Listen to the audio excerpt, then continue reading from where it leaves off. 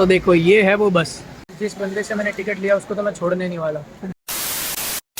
सो एक और नया दिन, एक और नई शुरुआत में वापस आए बिल्कुल एक फ्रेश व्लॉग के साथ। So welcome back to the channel guys, this is Sameer Khan and you are watching extreme vlogs.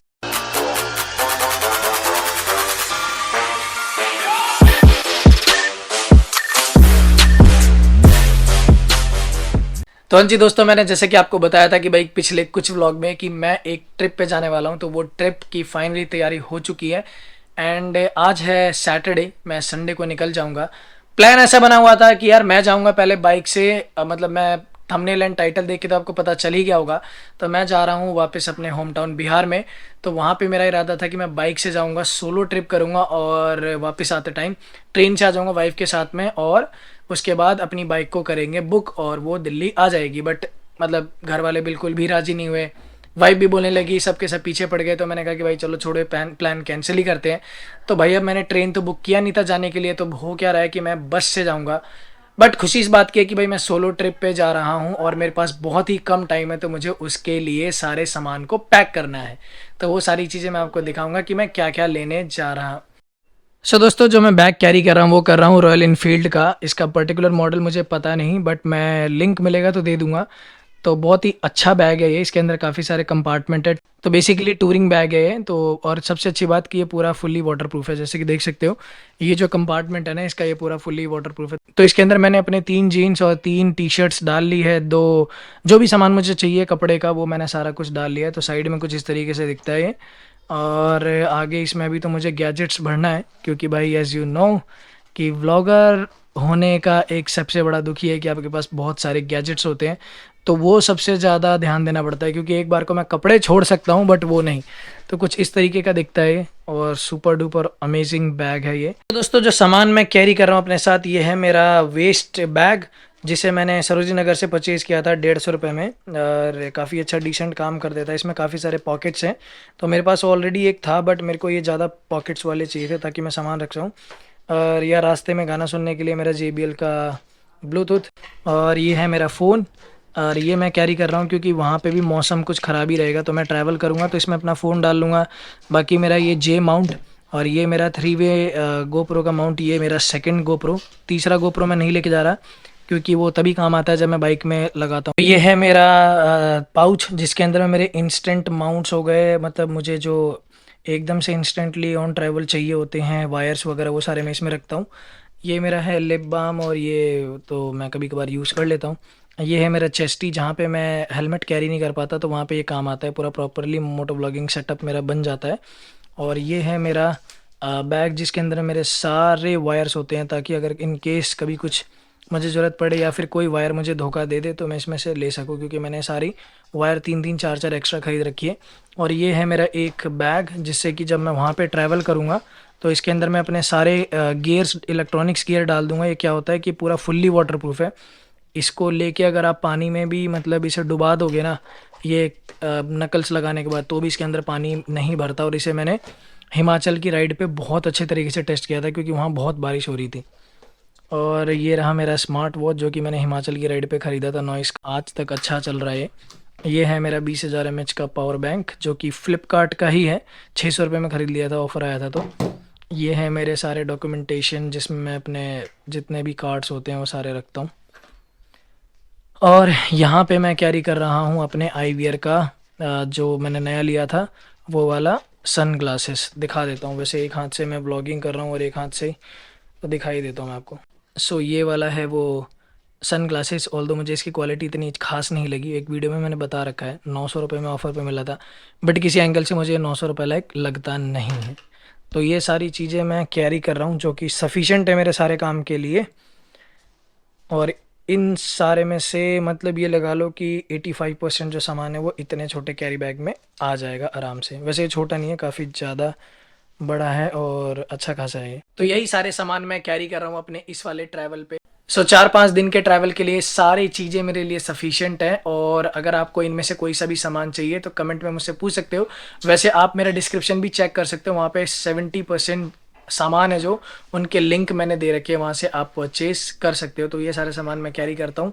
और सबसे बड़ी बात कि अब इस वाले व्लॉग को जो है वो मैं कंटिन्यू करूँगा तब जब मैं घर से निकल जाऊँगा कल रेडी होके। तो अभी मुझे इसकी पैकिंग करनी है, तो अभी आपसे मिलते हैं कल। तो ऑलराइट जी दोस्तों, अभी बज रहे हैं सुबह के 11:30 और हम निकल चुके हैं अपने सफ़र के लिए। और ऊबर वाले भैया मुझे छोड़ देंगे 10-15 मिनट में। एक्चुअली जहाँ पे बस लगती है वो मेरे घर के लोकेशन से सिर्फ 3 किलोमीटर दूर है, तो फटाफट टाइम पे पहुँच जाएंगे। पर अभी ना यार, मैं पहली बार जा रहा हूँ ऐसे बस में, तो मुझे थोड़ा सा हेजिटेशन हो रहा है। और जब तक मैं बैठ नहीं जाऊँगा ना तब तक मुझे तसल्ली मिलेगी नहीं।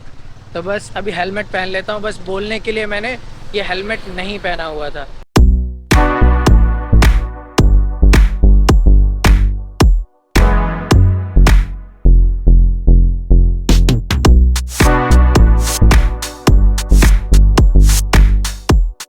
A few moments later. So, दोस्तों हम पहुंच चुके हैं जहां से हमें टिकट मिलेगी अपने बस के लिए। है क्या कि भाई टिकट मैं ले चुका हूं और लगभग वहां पहुंचाने की टाइमिंग है 12 बजे।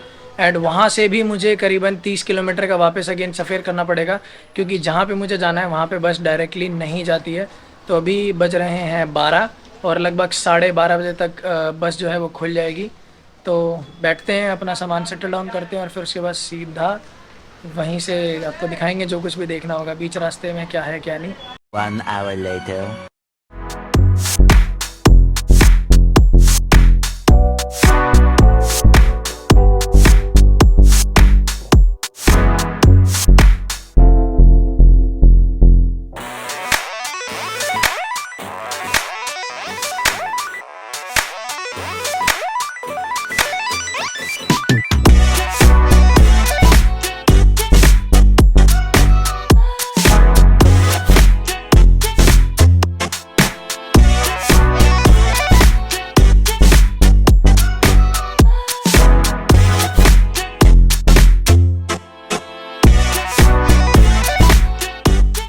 दोस्तों बस में बैठे हुए लगभग हो चुके हैं मुझे 2 घंटे और हम पहुंचने वाले हैं आगरा। और मेरे साथ एक स्कैम हुआ है जो कि अगर मैं कहीं स्टॉपेज पर रुकूंगा खाने के लिए तो बताऊंगा। बट अभी तक का क्या कहानी है कि भाई एकदम मौसम जहर वाला हो रखा है, कॉन्टीन्यूसली बारिश हो रही है और उसकी वजह से मौसम एकदम ठंडा हो गया है। तो अच्छा हुआ मैं ये ट्रैकिंग शूट पूरा पहन के आया हूँ, जिसकी वजह से मुझे ठंड नहीं लग रही है।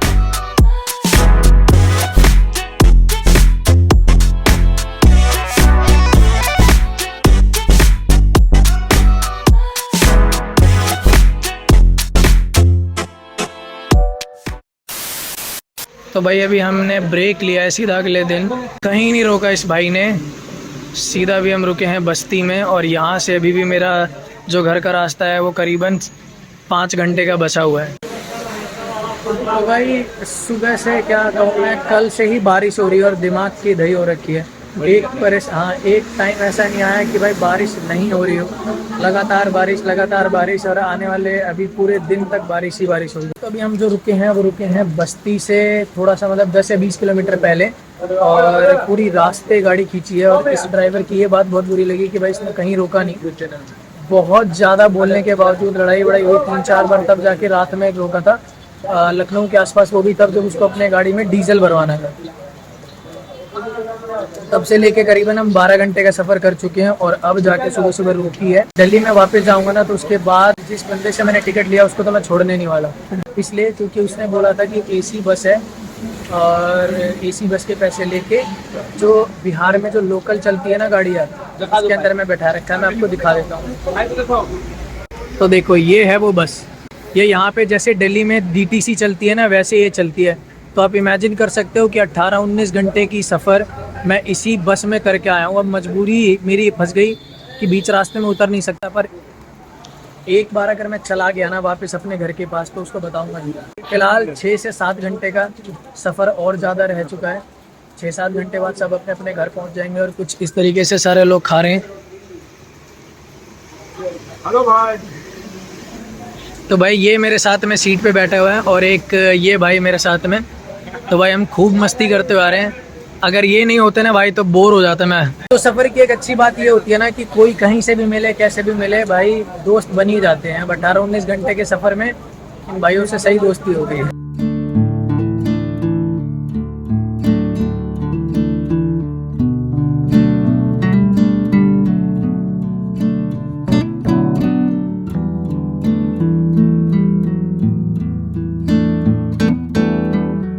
दोस्तों हम उतर चुके हैं अपने डेस्टिनेशन से लगभग 3 घंटे मतलब दूर। और भाई क्या ज़बरदस्त स्कैम किया है ना इन बस वालों ने, सारी कहानी बताऊंगा। अभी मैं जिस जगह पे हूँ वो है पिपरा कोटी और यहाँ से लगभग 3 घंटे का सफ़र मेरे घर का है। पर अभी मुझे लगी है बहुत ज़्यादा ज़ोर से भूख, तो मैं पहले खाऊंगा और फिर उसके बाद आपको सारी कहानी बताने वाला हूँ कि भाई इन बस वालों ने क्या ज़बरदस्त स्कैम किया। आ चुकी है गाड़ी जिससे मैं घर जाऊँगा, तो अभी सारी कहानी बताऊंगा घर पहुंच के क्या है क्या नहीं कहानी।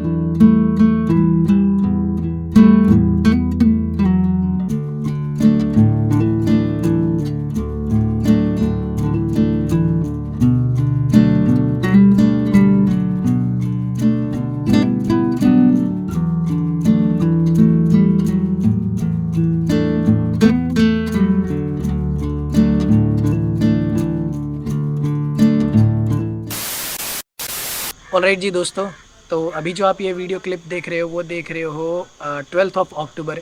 तो मैं यहाँ पहुँच गया था 10 अक्टूबर को। एक्चुअली मैं घर से निकला था 9 अक्टूबर को, 10 अक्टूबर को मैं पहुँचा रात के 8 बजे। और 11 अक्टूबर को यहाँ पे पूरे दिन बारिश ही बारिश हुई थी, तो जिसकी वजह से मैंने कुछ भी शूट नहीं किया। और अभी है 12 अक्टूबर और बज रहे हैं अभी 2 बज रहे हैं, एग्जैक्ट 2 बज रहे हैं। आई डोंट नो आपको दिखेगा कि नहीं दिखेगा। तो भाई मैं जब आया तो मतलब काफ़ी ज़्यादा थकान थी, और जैसे कि मैंने आपको इस थंबनेल एंड टाइटल में दिखा रखा है कि बिहार, दिल्ली टू बिहार बस स्कैम।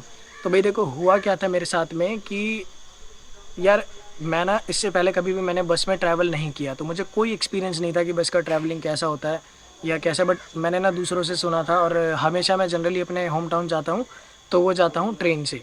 तो हुआ क्या था कि मैंने बस की टिकट ली जो कि मुझे पड़ी थी 1200 रुपये की, और मुझे बोला गया था कि आपको स्लीपर दिया जाएगा। और स्लीपर देने के टाइम पे मैंने कहा कि चलो ठीक है, बस कैसे भी करके रात गुजारनी है, क्योंकि मेरे घर पे पहुंचने के लिए मुझे 16 से 17 घंटे लगते हैं। तो मैंने कहा मैं अकेला ही हूँ, मैं काट लूँगा आराम से। अब हुआ क्या कि वहाँ पे जब मैं अपने लोकेशन पे पूछा जहाँ से मेरे को बस पकड़नी थी, तो वहाँ पे उन्होंने मेरे को बोला कि यार ऐसा है, हमारे ना कई सारे ब्रांचेज़ हैं, तो ना आपको हमारी एक बस लेके जाएगी जिसमें कंबाइन बंदे होंगे, और आपको मेन वाली बस में ले जाएगी जो कि आपको आपको दिल्ली से बिहार लेके जाएगी। तो हुआ क्या कि वो ऐसा ही हुआ, एक आरटीवी आई दिल्ली की, और वहाँ पे सभी को लेके चली गई। एक खाली ग्राउंड था, वहाँ पे उसने जाके छोड़ दिया और बस वाले भाग गए। मतलब हम बोलते रह गए, पूछते रह गए, बस वाले भाग गए वहाँ से। तो हम सारे के सारे आपस में लोग देख रहे हैं एक दूसरे को क्या है, सब अपने अपने बंदों को फ़ोन मिला रहे हैं जिससे हमने बुकिंग की थी टिकट। खूब सुनाया, मतलब गाली गलौज भी हो गई कई लोगों की। तब जाके बस आई। अब बस आती है बिहार नंबर की, जो कि जैसे दिल्ली के अंदर में लोकल बस चलती है ना कि लोकल रूट में ले जाने के लिए, वैसी बस आई बिहार की लोकल रूट वाली जो कि दिल्ली से बिहार ले जाएगी। अब हुआ क्या कि हमें तो बोला गया था स्लीपर है, चलो कुछ तो कंफर्ट होना चाहिए, थोड़ा बस अच्छे ढंग की होनी चाहिए। अब यार लोकल बस में इमेजिन कर रहे हो आप कैसे आदमी जाएगा, मतलब 16-17 घंटे का सफ़र काट के उसके अंदर बैठ गए, क्योंकि मेरे पास कोई ऑप्शन नहीं था, क्योंकि मैं यहाँ पे आया था बहुत ही मतलब किसी रीज़न से जो मैं बता नहीं सकता आपको। इमरजेंसी थी थोड़ी बहुत, ये समझ लो बस। तो इस वजह से मुझे आना ही आना था किसी भी रीज़न से करके। तो मैं उस बस में बैठ गया, मैंने कहा कि चलो जो भी होगा काट लेंगे यार, चलो वो स्कैम हुआ, मैं दिल्ली में वापस आके देख लूँगा। अब हुआ क्या, बस में बैठते के साथ आधे घंटे के बाद जैसे हमने फ्लाईओवर पकड़ा, मतलब हाईवे पकड़ा, बस वाले ने हाईवे के साइड में बस रोकी, अपना आराम से अल्कोहल उसने कंज्यूम किया, और उसके बाद बस का गेट बंद। अब बस का गेट बंद, कोई किसी को बाहर नहीं जाना वॉशरूम के लिए, किसी को कुछ खाना नहीं है। 10:30 बजे के हम निकले हुए हैं, क्योंकि हमें एजेंट ने बोला था कि भाई 11 बजे बस चली जाएगी, और एक्चुअल में बस निकली कब, शाम के 4 बजे। तो एक तो मतलब ये लगा लो कि 10 बजे से मैं अपने घर छोड़ चुका था। और उसके बाद ये लगा लो कि बस वालों से सभी ने जाके पूछा कि भाई कब रोकोगे कब रोकोगे, कह रहा है कि अभी थोड़ी देर में रोक देता हूँ, अभी थोड़ी देर में आगे रोक देता हूँ। अब जैसे उसने लखनऊ आगरा लखनऊ एक्सप्रेस पे चढ़ा दिया, उसके बाद तो भैया वो 3-4 घंटे तक कोई भी वहाँ पे पॉसिबल ही नहीं है कि रोकना, क्योंकि वहाँ पे 4 घंटे का वो आगरा लखनऊ एक्सप्रेस वे है जो कि आगरा से लखनऊ पहुँचाती है, और वहाँ पे पूरे रास्ते में कुछ भी नहीं है। अब जब हमने पूछा कि भाई तुम रोक दो यार, सबके सब परेशान हो चुके हैं, खाना पीना है, किसी को वॉशरूम जाना है, कुछ भी, कहता है किसी को भी नहीं उतरने दूंगा, जिससे बात करनी है कर लो, कहीं नहीं रुकेगी बस। अब उसके बाद मूड ख़राब, 5-6 बार लड़ाई हो चुकी बस के अंदर में, बट बस वाला बस नहीं खोल रहा। और वैसे भी अब उस जगह पे रोकने का कोई सेंस बन भी नहीं रहा था।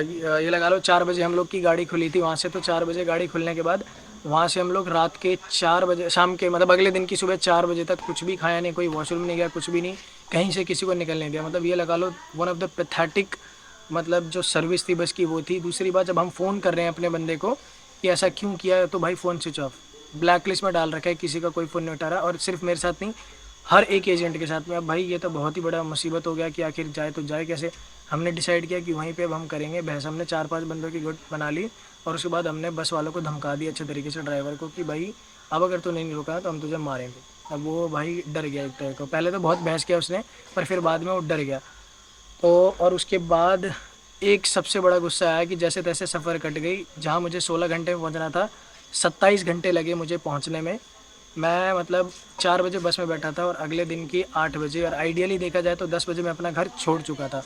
अब उसके बाद हुआ क्या कि जिस जगह मुझे जाना था, यानी कि वेस्ट चंपारण में मुझे बेतिया उतरना था, तो बस वाला कह रहा है हम उस लोकेशन पे लेके ही नहीं जाएंगे। तो वहाँ से बस वाले ने मेरे को मतलब मेरे एग्जैक्ट लोकेशन से, बेतिया से 100 किलोमीटर पीछे उतार दिया। पिपरा कोटी कोई एक जगह का नाम है वहाँ पे। तो वहाँ पे मैंने घर वालों को फ़ोन किया, मतलब मैंने अपने मदर इन लॉ को फ़ोन किया, तो वहाँ पे उन्होंने अपनी पर्सनल व्हीकल भेजी। और उसके बाद मैं यहाँ पे आया और आते आते तक मतलब फुल्ली एग्जॉस्टेड। तो बस ये था मेरा one of the pathetic service और दिल्ली से बिहार आने वाली बस का स्कैम। तो अगर आप लोग आ रहे हो तो भाई ये चीज़ ध्यान रखना। एंड अब जब मैं वापस जाऊंगा ना, तो भाई मैं बिल्कुल भी नहीं छोड़ने वाला उस बस को, क्योंकि वो बस का जो ऑफिस है जहाँ से मुझे बस मैंने की थी बुक, तो वो मेरे घर से ज़्यादा दूर पे नहीं है। बस एक बार मैं पहुँच जाऊँ, इतना ज़्यादा गुस्सा है ना उसी बात को लेके कि आखिर तुम ऐसा कर कैसे सकते हो किसी के साथ में। बहुत सारी लेडीज़ थी, बहुत सारे छोटे बच्चे थे। तो ये था मेरा। एंड अभी जो मैं रुका हूँ वो रुका हूँ वेस्ट चंपारण के रामनगर एरिया में। 1917 में महात्मा गांधी ने अपने सत्याग्रह की मार्ग यहीं से स्टार्ट करी थी। तो there is a lot of historical place in this area, so I try my best to cover each and every possible things. वैसे मैं बहुत लिमिटेड टाइम के लिए यहाँ पे आया हूँ, तो मैं मैक्स टू मैक्स 3 या 4 दिन के लिए यहाँ पे रुकूँगा।